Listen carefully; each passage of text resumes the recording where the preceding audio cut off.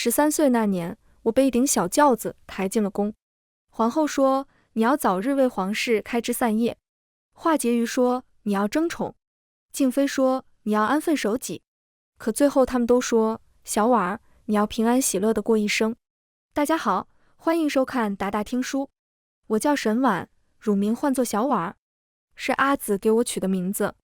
阿紫曾对我说：“小婉儿，你要开开心心的。”我仰着小小的脑袋，阿紫温柔地笑，等小婉儿长大了，阿紫就带你去江南，买个小院子，在院子里种一棵很漂亮的桃花树。我歪着头补充，再养一只小黄狗。可阿紫却食言了。娘死后，爹爹厌弃我和阿紫，用2两银子就把我们卖给了清平坊。在我4岁那年，阿紫已经14岁了。她生得极美，穿着红色的斗篷，在雪地里一站，比那怒放的腊梅还艳上几分。那时我还是个奶生生的小团子，天天跟在阿紫的屁股后面跑。阿紫最大的愿望便是有朝一日能赚够赎身的钱，然后带我去江南，买个小院子，种一棵桃花树。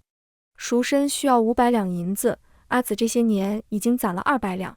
在清平坊，唯一对我和阿紫好的人便是李嬷嬷。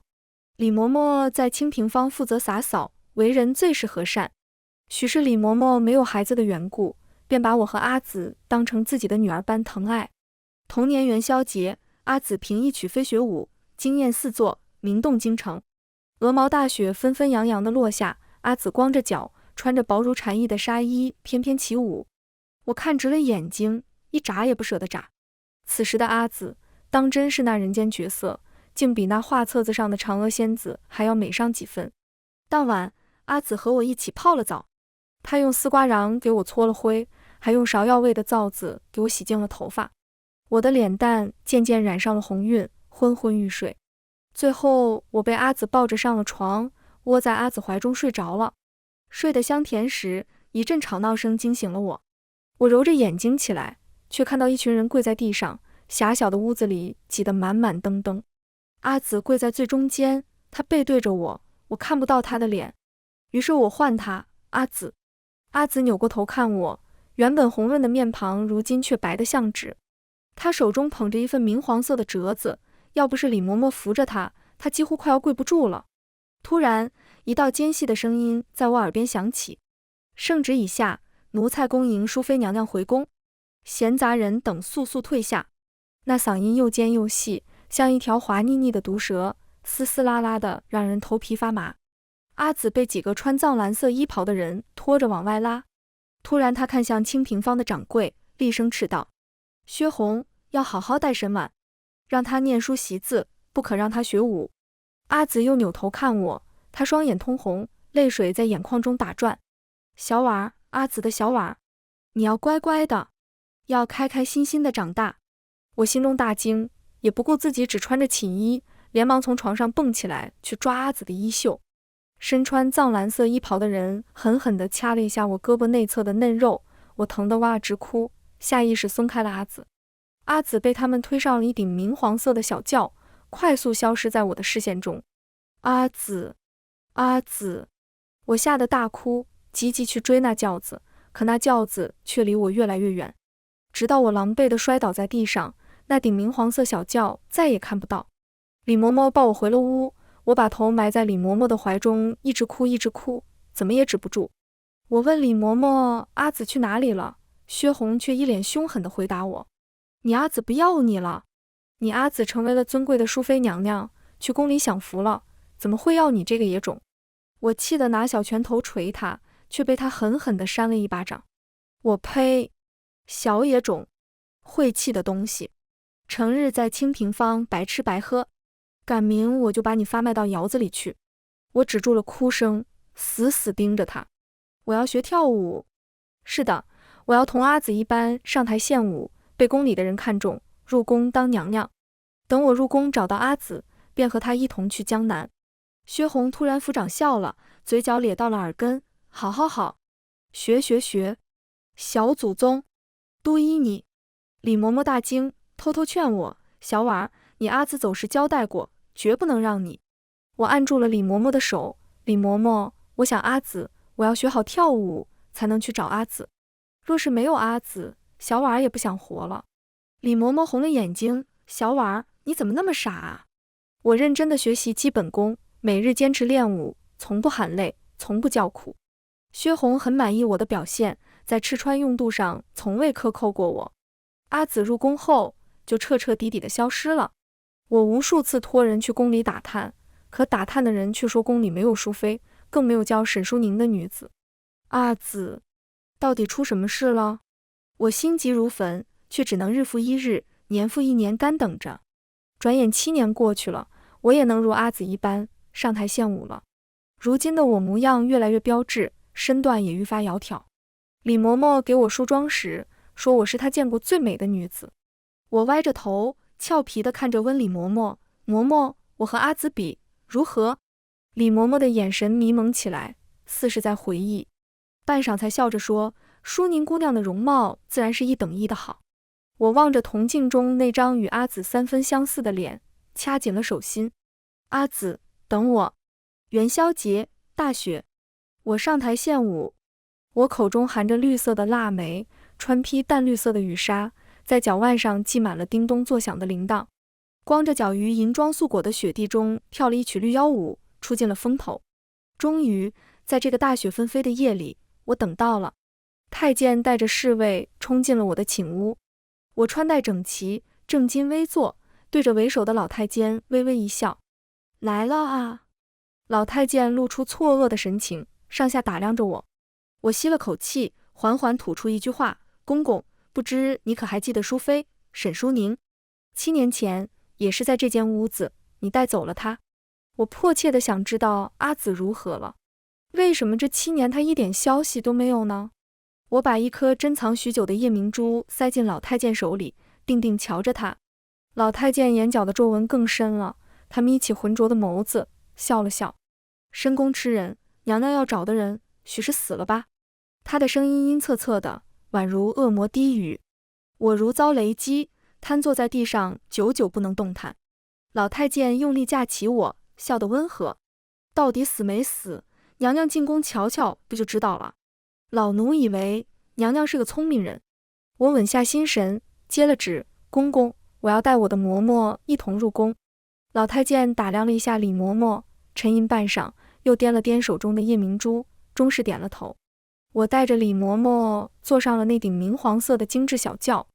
不知为何，小轿行得很慢，可她在带走我阿紫的那天夜里，又行得很快。我莫名兴奋起来，脸蛋被烧得滚烫，心也突突地跳。许是离阿紫越来越近的缘故吧。我想要成为宫里的娘娘，须得先验身。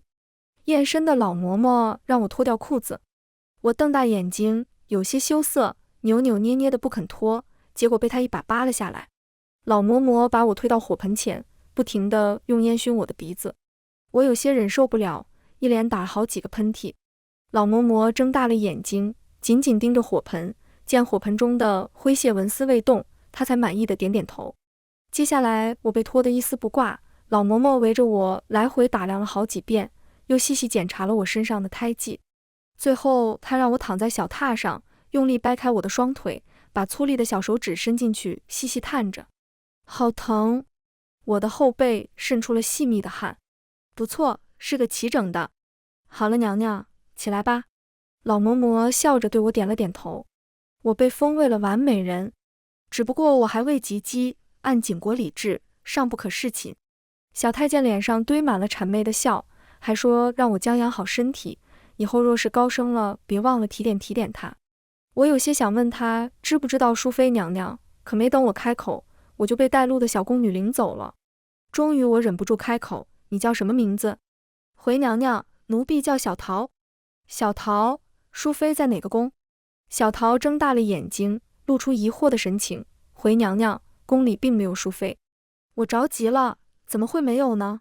你再好好想想，是在7年前入宫的淑妃啊。小桃面露难色，娘娘，7年前的事情奴婢真不知道，奴婢上个月才入宫呢。哦，好吧，我有些失望。我住进了永和宫的东侧殿，而小桃正是服侍我的小宫女。永和宫的主殿住着静妃娘娘，听小桃说他仗着爹爹是镇国将军，又甚得皇帝宠爱，娇蛮跋扈，从不把后宫中别的娘娘放在眼里。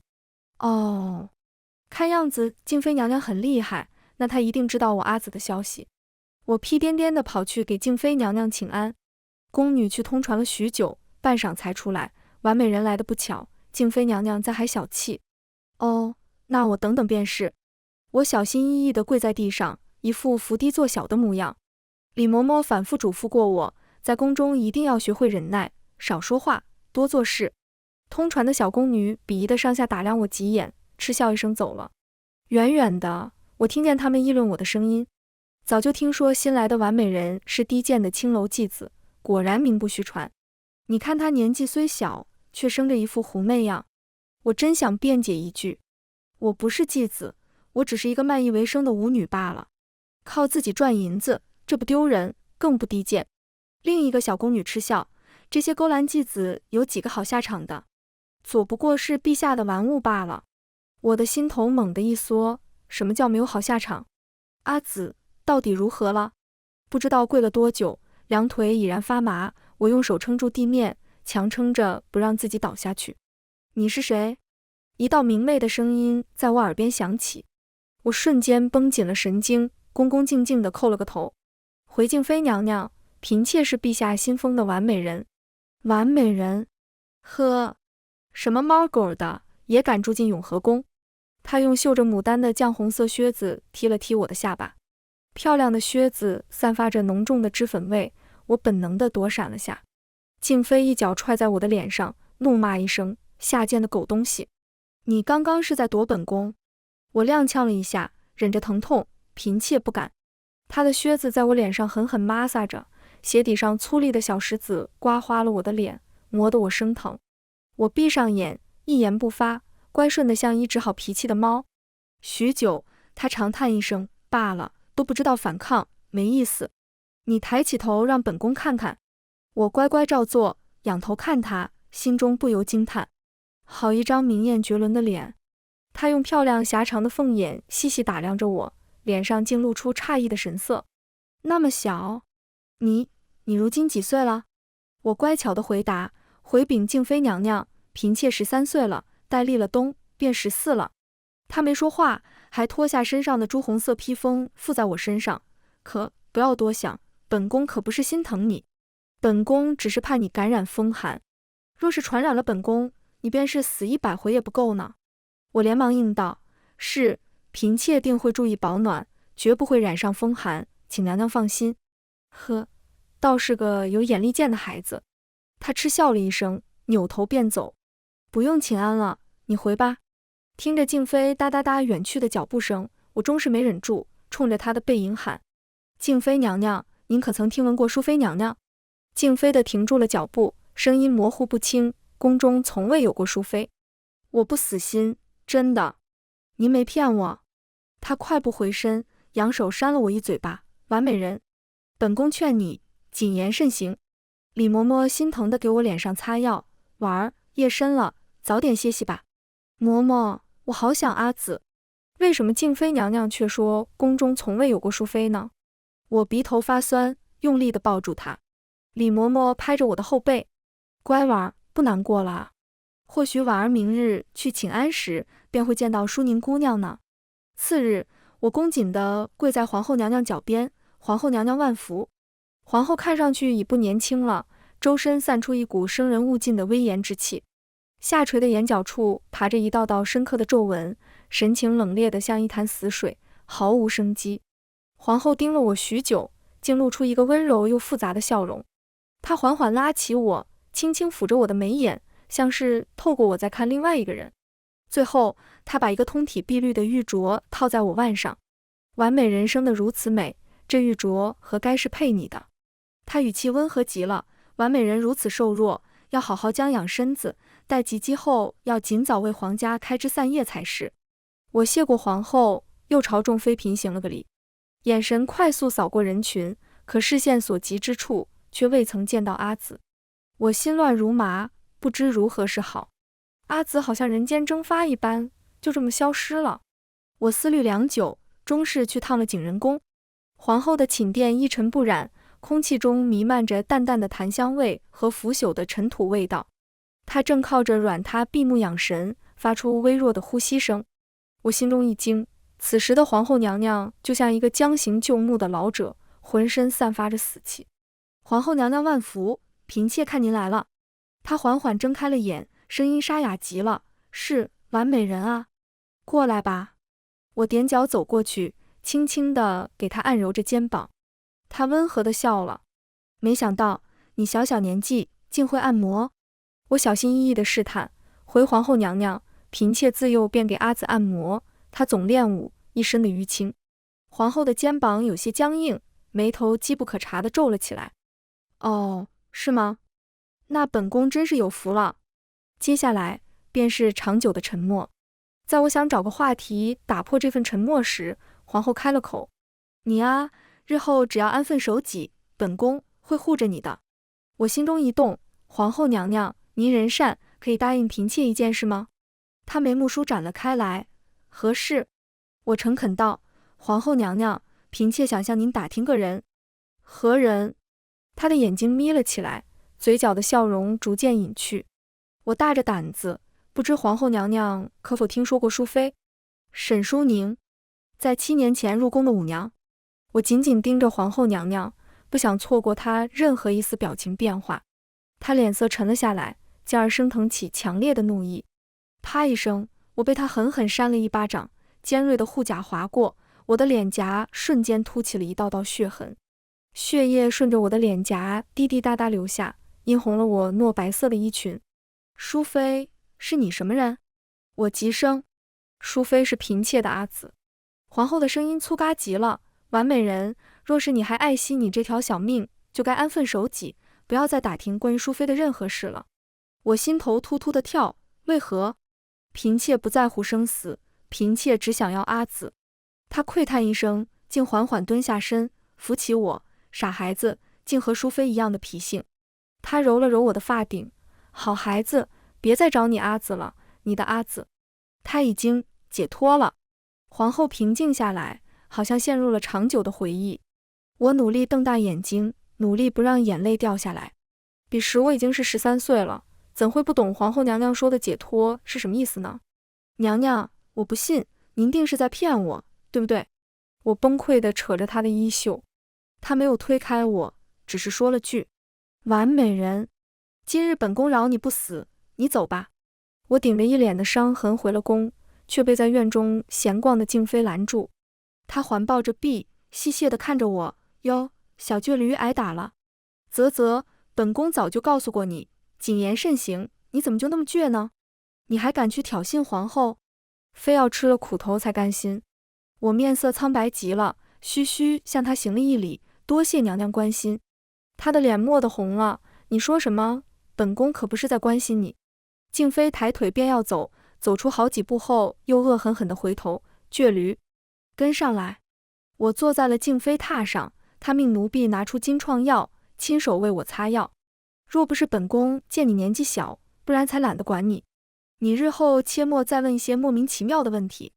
这后宫啊，不比民间，说错一句话可是要掉脑袋的。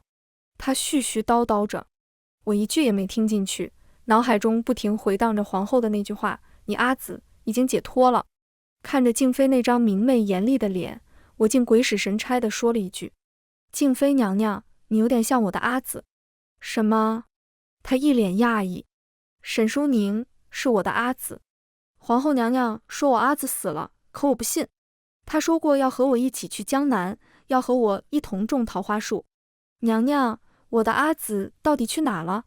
求您告诉我好不好？她的脸色冷了下来。我扯住她的袖子，哀求她：静妃娘娘，求您了，求您告诉我，我阿紫到底在哪？我阿紫没有死，对不对？她那张明媚的脸上升腾起了怒气，恶狠狠地推开我：你这孩子，怎么油盐不进呢？本宫实话告诉你，皇后娘娘说的对，你的阿紫，7年前的淑妃娘娘，早已经死了。轰的一声，我感觉有什么东西崩塌了，心口疼得厉害，像背上了车裂之形，4分5裂。我阿紫是怎么死的？没有人在回应我。耳边隐隐传来静妃的声音，向皇后娘娘通报，完美人感染风寒，卧床不起。宫中的太监惯会捧高踩低，他们见我得罪了皇后和静妃，连我每日的饭食都要克扣。每日送来的饭菜都是臭的，连菜汤都是刷锅水。我倒可以忍受，只是连累李嬷嬷和小桃与我一起吃残羹剩饭。李嬷嬷年岁大了，而小桃年岁尚小，正在长身体。为了让李嬷嬷和小桃吃好一点，我强打起精神，端着亲手做的栗子酥去向静妃娘娘认错。这是我能搜集到的最后一点食材了。静妃用长长的扣单捏起一块栗子酥，又轻轻地把它碾碎。你的名字叫什么？她问我。我认真回答，回静妃娘娘，嫔妾叫沈婉。她反复咀嚼着我的名字，沈婉。婉笔舒静姿，灼灼出水莲。突然舒儿一笑，是个好听的名字，以后本宫便喊你小婉了。我点头。小婉，我是该说你单纯呢，还是该说你傻呢？我疑惑。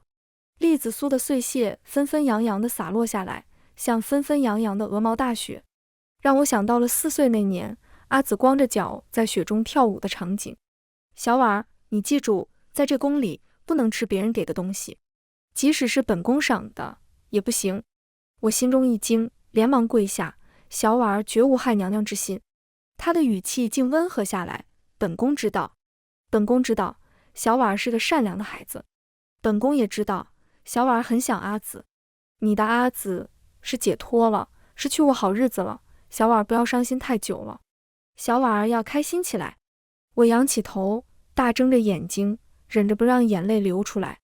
她俯身怜爱地摸了摸我的乌发，长叹一声：可怜的小婉呀，终究是个只有13岁、尚未及笄的孩子。话音未落，皇帝来了。这是我第一次见到我名义上的夫君，亦是95至尊的景国皇帝。他看起来约莫30岁左右的年纪，眉目如剑，那双眼睛如鹰隼一般凌厉摄人。我心中胆寒，连忙跪地行礼，臣妾参见皇上。他寒冽的眼光快速在我身上打量了一圈，眼底浮现出一股淡淡的情欲。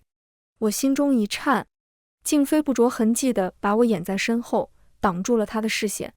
我连忙把头埋得低低的，他却像没看见我一般，拉起静妃的手寒暄：爱妃近日可好？朕近日忙得紧，今日总算抽出空来看你。静妃大胆地坐在皇帝怀里，笑容明艳：陛下那么久不来，臣妾还以为陛下忘了我呢。皇帝笑得细细，一把捏住了静妃的下巴，另一只手则在静妃的腰间摩挲着。我羞得满脸通红，把头埋得更低了。突然，我被皇帝一脚踹倒在地。这便是户部尚书那老东西给我送来的完美人。静妃应道：回陛下，正是。他莫是不老糊涂了，竟送来一个毛都没长齐的小屁孩，只叫朕干着急。静妃身形一晃，神色却镇定。陛下，左不过是个尚未及笄的小屁孩罢了，您喜欢他，再等等便是，值得您发那么大脾气。好饭不怕晚是不是？这不，臣妾正调教他呢，让您撞见了，碍了您的眼。他毫不留情地踹了我一脚，小贱蹄子，还不快滚！我连滚带爬地逃了出去。皇帝身上阴质的压迫感让我喘不过气来。我消沉了好久，我整夜的难以入眠，在短暂的睡梦中，全是阿紫那张极美的面孔。有时我会梦见阿紫牵起我的小手，温柔地说：小婉，阿紫攒够银子了，我们可以去江南了。有时我会梦见7年前的那个夜里，阿紫光脚拉着我的手在雪地里奔逃。小婉，阿紫这就带你走，永远都不回来。有时我会梦见阿紫穿着繁复华丽的衣裙，戴着金灿灿且沉重的头冠，一步一步向我走来。可等她走近时，她眼中竟汩汩流出2行血泪。有时我还会梦见阿紫变成了一只被折断翅膀的金丝雀，小小的金丝雀拼命地往外飞，撞得头破血流，却始终飞不过那道深深的宫墙。阿紫！我惊声尖叫。李嬷嬷眼圈发红，把我拥在怀里。小婉不怕，嬷嬷在。嬷嬷，阿紫说过要带我去江南，还要在小院里种一棵桃花树。李嬷嬷的眼泪打湿了我的手心。是，到时候嬷嬷和你们一起去江南，一起种桃花树。我语结颤抖，眼泪止不住地往下淌。静妃大概是看我整日郁郁寡欢，竟破天荒地来看望我好几次。她面上总是一副傲娇的神情，却总是做着一些对我好的事。她嘴上对我说我不准吃别人给的点心，却让丫鬟送给我一些香香甜甜的漂亮糕点，还同我说只能吃她给的糕点。她会隔三差五的让宫女给我带一些新奇小玩意儿。拿着手中的拨浪鼓，我哭笑不得，我都13岁了，不是小孩子了呀。想了想，我还是该去感谢她的。在我谢过她后，她又一脸傲娇地说：哼，本宫送你这些只是嫌你烦，你成日哭哭啼啼的，影响本宫入眠，你可不要多想。哦，我点头。小婉儿，你若是嫌成日无事可做，就去玩那些小玩意儿。我张大嘴巴，啊，静妃娘娘，您送的那些小玩意儿是男孩子玩的啊？她瞪大了眼睛，那你喜欢玩什么？本宫差人给你送来。后来，我和静妃、小桃、李嬷嬷在永和宫跳起了橡皮筋。静妃咯咯直笑，小婉儿，跳皮筋好有意思。民间的女孩还玩什么啊？我挠了挠头，过家家。亦或是跳房子吧？跳房子？如何玩的？静妃一脸期待地看着我，看着她明媚的笑脸，我心中说不出的难过。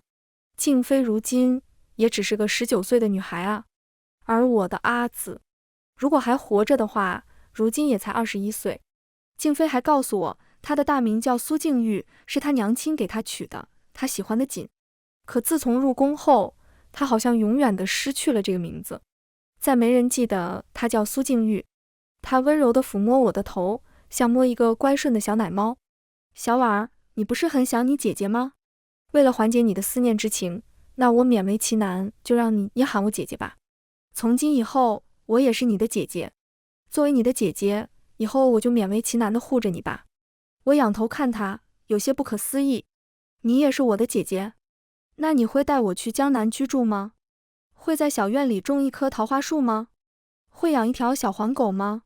静妃似是被我问懵了，明艳的面孔上竟出现了迷惑的神情，最终坚定地点了点头。她搂住了我的肩膀，爽朗地说：何止种一棵桃花树，本宫会给小婉儿种一片桃花林；何止养一只小黄狗，本宫给小婉儿养一群小狗，花的、黑的、白的，再把西洋上贡的狮子狗都给小婉儿弄来。我开心地笑了，还有点想掉眼泪。可好日子并没有过太久，不日便传来一个糟糕的消息：皇后娘娘崩了，自缢而亡。她用3尺白绫吊死了自己。有传闻说是皇后娘娘母家失了势，也有传闻是与皇帝夫妻20载，却生不出龙种。大臣们纷纷弹劾她德不配位，请求废后。还有传闻是皇后娘娘年老色衰，被皇帝所厌弃。皇帝子嗣极少，而皇后在大皇子夭折后，更是未能产下一男半女。我心中说不出的难过。皇后娘娘许是去找大皇子了吧？静妃正在屋中教我识字，诧然听到消息后，她愣了好久，然后把头埋在了被子里。我知道她在哭，我搬了个小板凳坐她边上，陪着她哭。小桃见我哭，也跟着哭。李嬷嬷喟叹一声，也抹了眼泪。去吊唁时，皇后娘娘的灵堂传出压抑的呜咽声，众嫔妃都来了，而皇帝却不在。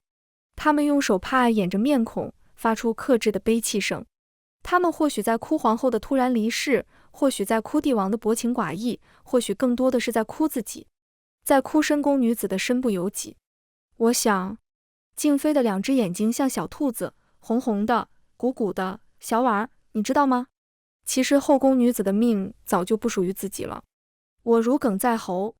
静妃娘娘，这宫里一点都不好。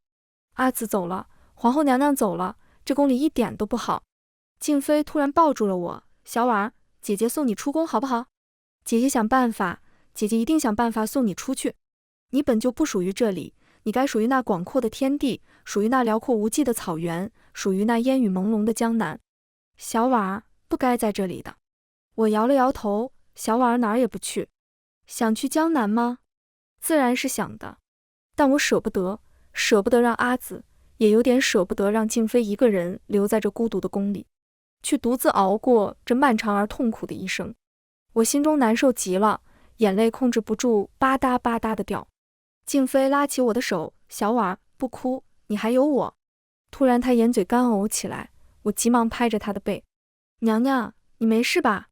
静妃怀孕了，已经3月有余，她日渐丰腴，身子也一天比一天重。我摸上她圆鼓鼓的肚皮，惊讶道，这里面是有小宝宝吗？她的眼睛弯了起来，像月牙儿一样，是啊，是有个漂亮的小宝宝。我们小婉呀，也要做姨娘了呢。我有些不可思议，我要做姨娘了。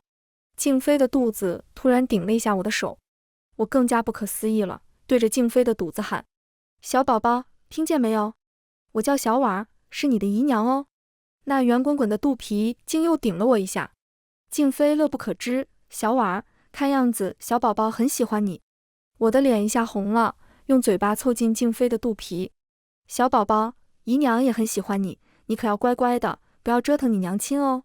静妃娘娘，你想要小公主还是小皇子？我好奇地问。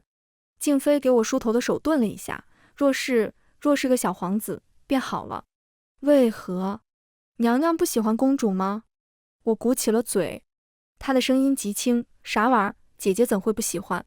我没再追问，只是乖顺地把头靠在静妃腿上，让她帮我掏耳朵。在很小的时候，阿紫也是这样帮我掏耳朵的。好想阿紫。小婉，待你及笄后就该侍寝了，在你及笄前，姐姐会想法子把你送出宫去，你走得远远的，再也不要回来了。我乖乖地翻了个身，露出了右边的耳朵。娘娘，我是不是再也见不到阿紫了？隔了许久，静妃才开口，小婉，你记着，在这宫中死并不可怕，你阿紫她定是去过好日子了，过很好很好的日子。她呀，投胎到了江南的农户家中，住在漂亮的小院子里，还种了棵桃花树，养只小黄狗。我温热的眼泪流了下来，浸湿了静妃的衣裙。娘娘，是陛下杀了阿紫吗？我问。静妃苦笑，过了良久才道，或许吧。陛下的宠爱是蜜糖，亦是砒霜啊。我沉默了许久才开口，娘娘，我阿紫埋在哪里了？小婉儿想阿紫，想给阿紫上炷香，阿紫一个人这么多年太可怜了。静妃心疼地揉了揉我的头发，哎，那小婉儿答应姐姐要尽快离开皇宫。我瞧了瞧静妃的肚子，娘娘，等小皇子平安出生了，我便离开。静妃带我和李嬷嬷来了冷宫，看着黑漆漆且破旧不堪的宫门，我有些打怵。许是察觉到了我的不安，静妃握紧了我的手，小婉害怕吗？我深呼了一口气，我不怕的。冷宫里关着许多披头散发的女子，见到我们，她们竟一窝蜂地冲了上来。我心中一惊，连忙和李嬷嬷把静妃护在身后。女人们吵吵嚷嚷着，皇上，求您疼臣妾。陛下，您看臣妾今日美不美啊？一个面黄肌瘦的女人怀中抱着一个破破烂烂的枕头。陛下快看啊，这是我们的皇儿，您看她白白胖胖的，长得和您多像啊。我心中害怕，娘娘小心。静妃轻轻拍了拍我的肩膀，示意无事，并熟练地把带来的糕点分给他们。小婉，莫怕，他们不会伤害我们，都是些命苦的女子罢了。看着他们狼吞虎咽的样子，许是很久都没吃过东西了。我鼻头发酸，娘娘，你带我来这里，是不是因为我阿紫生前也住在这里？静妃点头，那年我刚入宫，只见过你阿紫一面，没多久她就被关进了冷宫。我胸口堵得难受，感觉整个胸腔都要爆开了。娘娘，我能去阿紫的屋子里瞧瞧吗？她领着我到了一间破旧的屋子前。小婉儿，你阿紫曾在这儿住过数日。屋子里散发出潮湿的霉味，蟑螂稀稀疏疏的满地乱爬，不小心踩上去，发出满地爆浆的咯吱声。屋内没有窗户，甚至连张床榻都没有，只胡乱铺了几张发霉的草席。突然，从黑暗中猛地钻出一个臭熏熏的怪物，紧紧抱住了我。静妃大惊失色，何人？快放手！那怪物被李嬷嬷拉开，摔在地上，露出了脏兮兮的五官，竟是个面容清秀姣好的女子。静妃震惊极了，华婕妤，你竟还活着？那女子朝静妃温婉地笑了笑，转而看向我，你是沈婉吗？你是小婉吗？她的声音极其沙哑，像一个破了的风箱。我瞪大了眼睛，我是小婉，你识得我？她的眼角竟流出了血泪，拍掌大笑，阿宁说的果然没错，你这个傻孩子果然来了。小婉，我终于等到了你啊，我终于替阿宁等到了你。我险些站不稳，华婕妤，你说的阿宁可是沈淑宁？华婕妤颤颤巍巍地从怀中掏出一个荷包，荷包已经用棉线缝死了。她使劲地用牙咬开，从荷包里又掏出一个鼓鼓的布包。她把布包一层层打开，最终小心翼翼地掏出一卷泛黄的纸条。你是沈婉？她又问了我一遍。我的眼泪扑簌簌地落下。我是沈婉。她颤巍巍地把纸条递给我。沈婉，你阿紫让我把这卷纸条亲手交给你。我艰难地接过那卷纸条，重重地跪了下去。华婕妤大恩大德，沈婉永世也不敢忘。她原本灰败的脸上，此时竟泛起莹润的光。沈婉，我的名字叫南华，麻烦你替我记住这个名字。我叩拜到底，允诺。沈婉记住了。华婕妤说，她曾与阿紫是最要好的姐妹。阿紫比她早1年入宫，在她入宫时，阿紫甚得陛下宠爱，风光无限。阿紫很温柔，对后宫每个姐妹都很好。华婕妤被人陷害，是阿紫在陛下面前求情，才保了她一条命。从此，华婕妤和阿紫在这深宫中相互依偎，相互扶持。后来阿紫有孕，陛下高兴极了，便举宫庆祝，还说等阿紫顺利诞下，皇儿就封为贵妃。在宫宴上，皇后突然指认阿紫肚子里的孩子是裴太医的，不仅言之凿凿，还有数个丫鬟做人证。陛下勃然大怒，勒令搜宫。结果不仅从裴太医的被褥中翻出了阿紫的绯色肚兜，还在阿紫的枕下翻出了裴太医的亵裤，证据确凿。陛下气得发疯，竟下令当众剖腹，取出阿紫肚子中的孩子，滴血验亲。众目睽睽之下，阿紫肚子中的孩子与陛下的血竟然不能融合，于是那孩子当即被皇帝亲手摔死，而阿紫也被打入了冷宫。在华婕妤去冷宫看望阿紫时，阿紫便把这卷纸条交给了他，并嘱托华婕妤一定要把这卷纸条亲手交给他的妹妹沈婉。华婕妤很疑惑，阿宁，你是如何笃定你妹妹一定会入宫？她现在只是个9岁的孩子啊。阿紫露出一丝苦笑，长姐如母，我又怎会不了解自己的孩子？小婉这个傻孩子，她一定会来找我。只不过这深宫哪里是她待的地方呢？华妹妹，我要死了，见不到我的小婉了，拜托你一定要亲手把这卷字条交给她。另外告诉她，阿紫很爱她。没多久，华婕妤便听说阿紫投井自尽了。从那时起，华婕妤便揣着这张字条等着我来，但她更希望的是我这一生永远都不要来这个鬼地方。后来，华婕妤被人陷害，打入冷宫。由于常年搓磨，她患了严重的骨病，一到阴天下雨，全身的骨头便会疼痛难忍。但华婕妤不敢死，只吊着一口气，等着我来。如今我真的来了，华婕妤也完成了阿紫的托付。我窝在李嬷嬷的怀中，哭得上气不接下气，静妃也捂着嘴掉眼泪。华婕妤踉踉跄跄地带着我来到一口枯井前。景丰17年，淑妃携其王子投于冷宫枯井。静妃让随行的太监把枯井中的尸骨打捞上来，可枯井中的尸骨却远远不止一具。枯井中的尸骨堆积如山，它们密密麻麻，层层叠叠地堆放在一起，散发出腐臭的味道。而我却在那一堆尸骨中看到一只碧绿的玉戒子，那玉戒子还是阿娘送给阿紫的生辰礼物。我把玉戒子紧紧攥在手心里，拉住静妃的手，静妃娘娘，你身子不便，我们快些回宫吧。静妃不忍地看向那堆尸体，吩咐下去，让他们入土为安吧。昏黄的烛光下，我端坐在桌案前，打开了阿紫给我留下的字条。皱巴巴的字条中竟然还裹了一张1000两面值的银票。我小心翼翼地把那张银票揣进怀中，仔细地辨认纸条上有些斑驳的字迹。是了，是阿紫的字，一手娟秀雅致的小楷。可仅仅只看了第一句话，便让我泪如雨下。阿紫那温柔的声音仿佛在我耳畔响起：小婉儿，好久未见，我是阿紫，不知你如今几岁了？长高了没有？长胖了没有？想必阿紫的小奶团子如今已经变成了亭亭玉立的大姑娘了。傻孩子，不管你经历了什么，遇到了什么委屈，都要学会勇敢，学会坚强，开开心心的生活。小婉儿，既然你看到了这封信，就按照阿紫教的去做。阿紫画了一份地图，在御膳房的南门有一处非常隐秘的狗洞，此处可以直通宫外。你找准时机，在值守薄弱时逃出去，要小心筹谋，千万注意安全。记住，出了宫要隐姓埋名，毁去容貌，走得越远越好。小婉儿，不要哭，不要惦记阿紫，阿紫已经去过很好的日子了。最后请原谅阿紫的食言，阿紫此生没有办法陪小婉儿去江南了。若有来生，阿紫定和小婉儿一起住在江南，买一间小院子，种一棵桃花树，养一只小黄狗。小婉儿一定要做个坚强的孩子。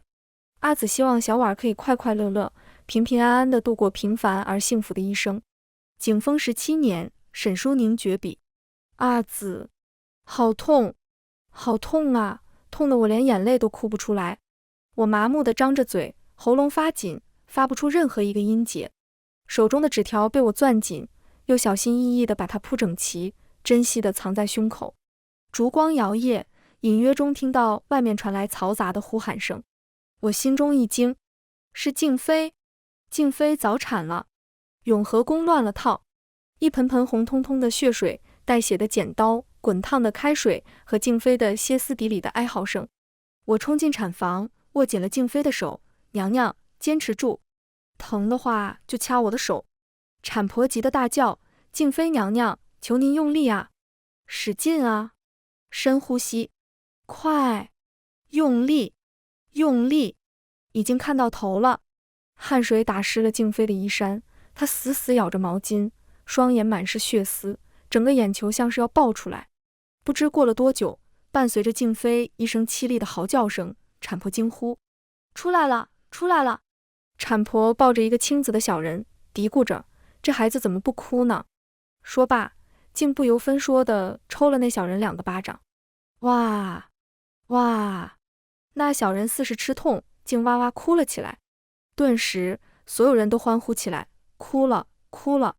静妃泄了力，虚弱地问：嬷嬷，是男孩还是女孩？嬷嬷的笑容有些勉强，却还是笑着答：回静妃娘娘，是个漂亮的小公主。静妃眼里的光瞬间暗淡了，却还是伸手接过孩子。是娘的小公主，是娘的小公主啊！她的声音异常温柔。可随即，她又哀嚎一声，浑身抽搐起来。产婆大惊：娘娘快躺下，您肚子里还有一个。用力啊，娘娘，再坚持下就好了。见静妃脸色苍白，我连忙把千年人参放入她口中，让她含着。静妃娘娘，加油啊！我焦急地大喊。她疼得说不出话，只用力地回握我的手。伴随着一阵响亮的啼哭，一个紫红色的小团子被产婆抱在了怀中。娘娘，您看啊，是个小皇子，可喜可贺。您生了双胎，生了一对龙凤胎。我好奇地凑上去看那对小人，浑身毛乎乎的，皮肤紫红紫红的，男孩紧紧闭着双眼，哇哇大哭，女孩则睁着葡萄似的大眼睛，对着我咯咯直笑。静妃此时虚弱极了，面上却挂着欣慰的微笑。小婉儿，小公主见到你便笑，你给她取个乳名可好？看着小公主那黑亮亮的大眼睛，我也笑了。娘娘，就叫小公主长乐如何？小皇子降世，龙颜大悦，陛下连夜封赏静妃为静贵妃。宫中开始隆重地操办起小皇子的满月宴。小婉儿，事不宜迟，你该走了。静妃头上绑着明黄色的布条，靠在软榻上，絮絮叨叨着。待你及笄后，你的名字就会出现在绿头牌上。若是陛下召你侍寝，再想走可难了。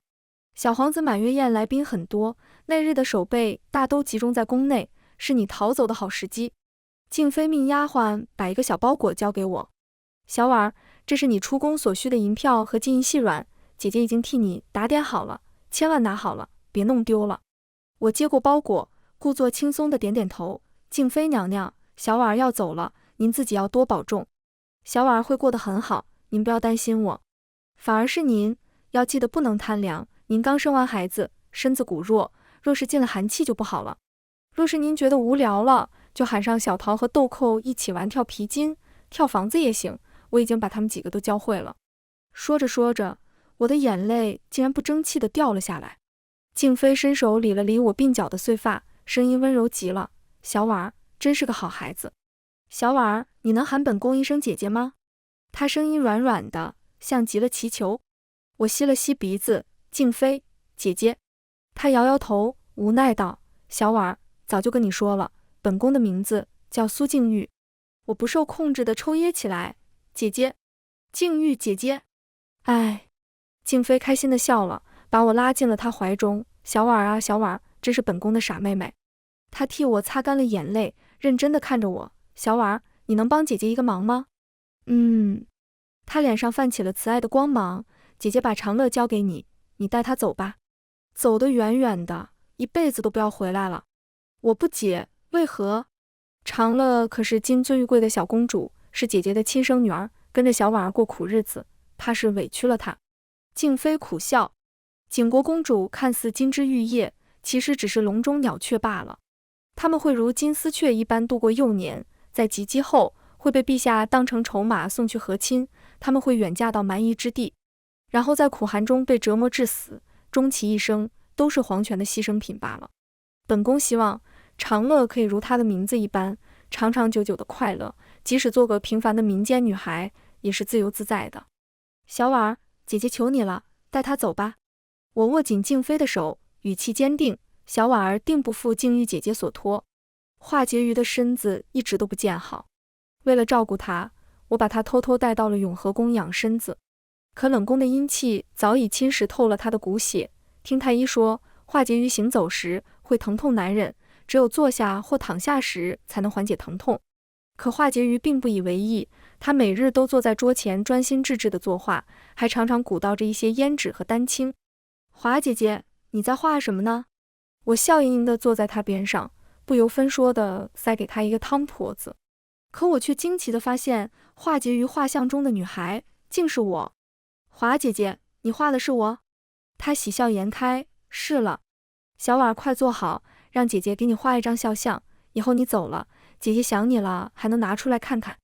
这还是第一次有人给我画像呢。”我换上最漂亮的裙子，插上我最喜欢的簪子，正襟危坐，直到听华婕妤说画好了，我才欢欣地跑过去看。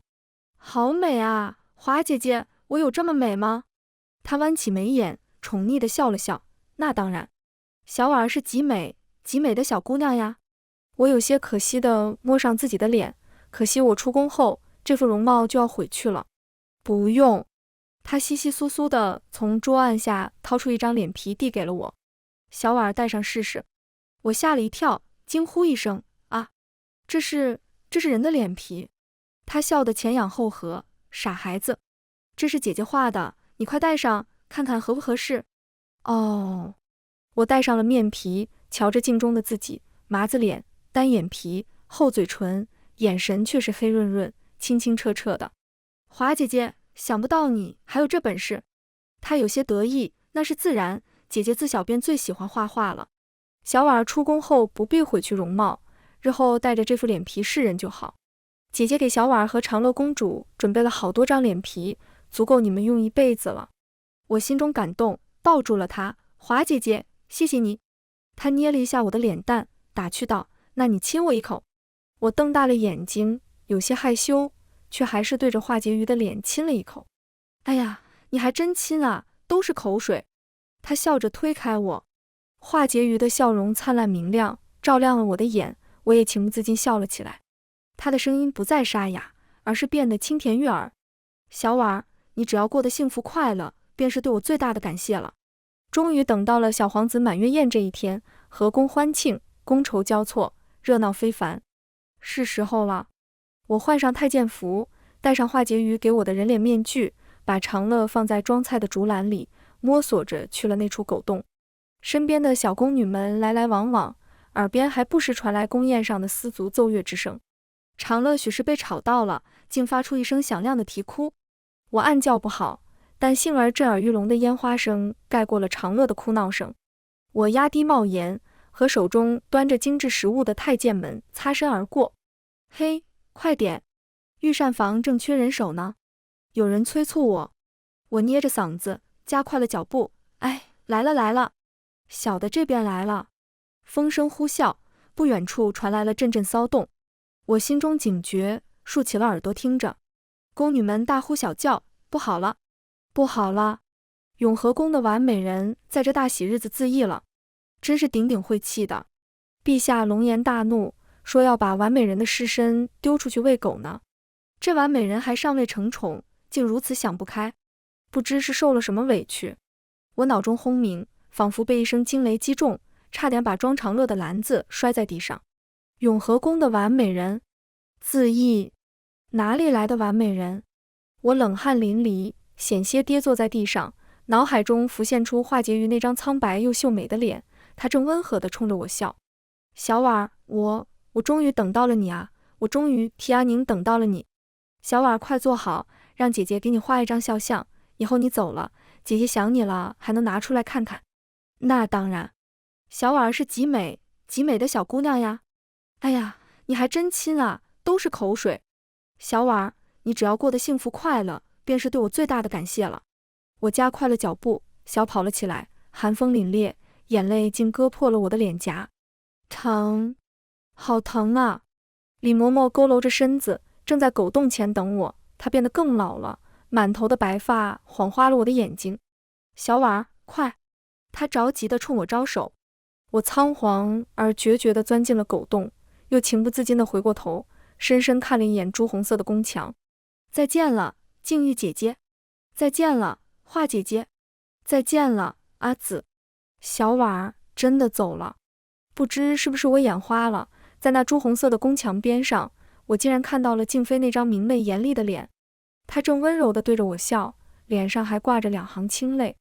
哼，本宫送你这些只是嫌你烦。